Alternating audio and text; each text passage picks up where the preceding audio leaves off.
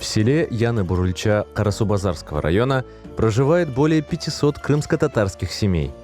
В селе действует единственная мечеть, которая была построена около 25 лет назад при поддержке неравнодушных людей и местных жителей. Bu cami kurganda 98 sene подвалın katlavanını hazırladık, toxtab kaldı.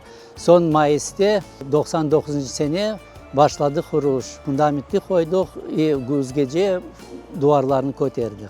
2 yılın içine bitirdik. 2001 sene birinci Oraza bayramını bu camiye уже vardık. Allah'a şükür oluyor çok adam.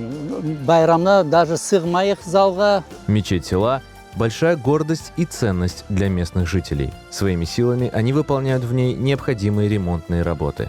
Pollarımız sıcak, kaviyorumuz yaxşı. Tekrar remont yaptık, no damlı kaldı, değiştirmeyip ondan bunda akışlar oldu, remont gerek yapmaya. Но главная проблема для местных мусульман – это отсутствие ифтар-хане. Во время священного месяца Рамадан им приходится проводить ифтары прямо в мечети, поэтому рядом с ней начали строительство отдельного здания для вечерних разговений. 24. sene Oktyabır'da fundamentini koyduk. Bolter işte duvarlarını koterip toxtab kaldı tekrar. Sıcaklarını etmedik. Son güzde seismopolis tokuldu. Pencere kapılarını zakaz yaptık.